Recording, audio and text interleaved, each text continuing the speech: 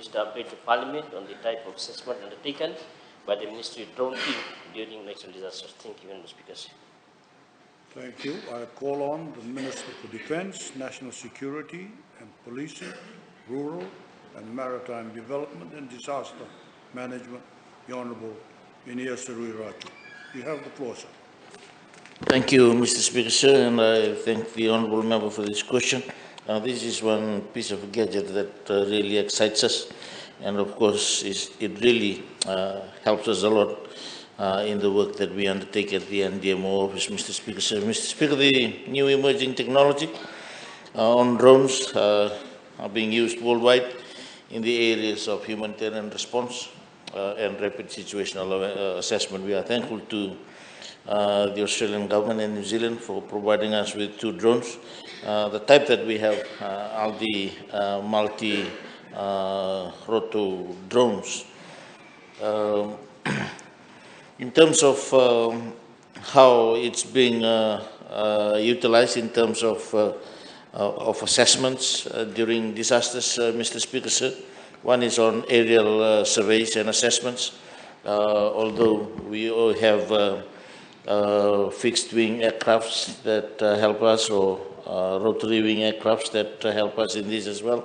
But of course, we are glad that this is also available to the ministry to complement the work undertaken by other capabilities that are usually provided to us through assistance.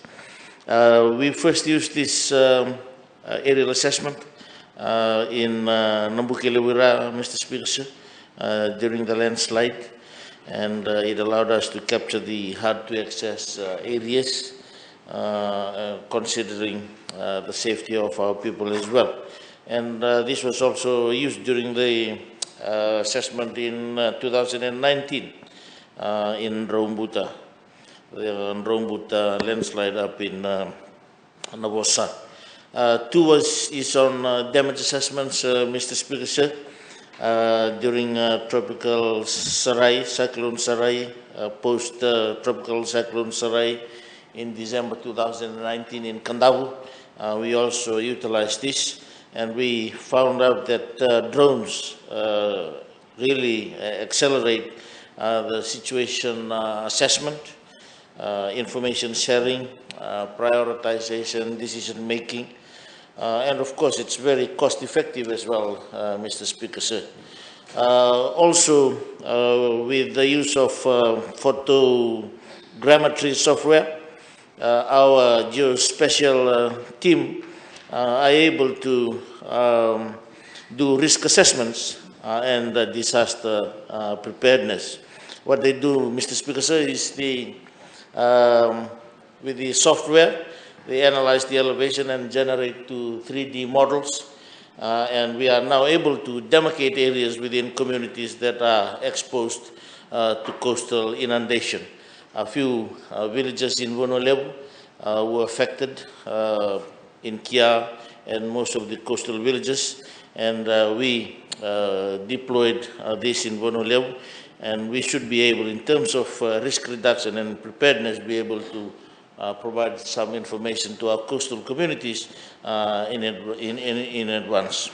I did mention yesterday about the training that we do in local communities, particularly with the disaster risk management trainings. And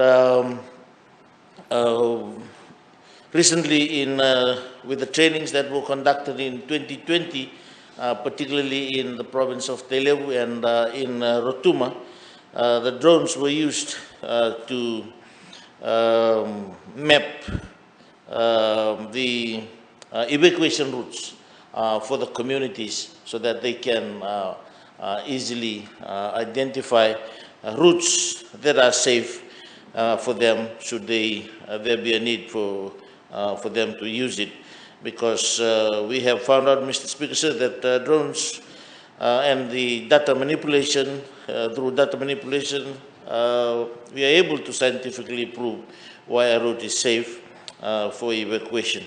And lastly, Mr. Speaker, sir, on the a safe alternative to use information is captured in real time during situations where our personnel may be exposed to risk. Most recently, in the Korosomo slip in Maduata, while the area is still heavily soaked and there were more risks of further landslides, all that we had to do was fly the drone into the area because it was unsafe for the team to move close. So that very briefly, Mr. Speaker, sir, as I stated, it's a good piece of equipment to have, and with the expertise that we have, and of course with the technical training, we should be able to do more and utilize better too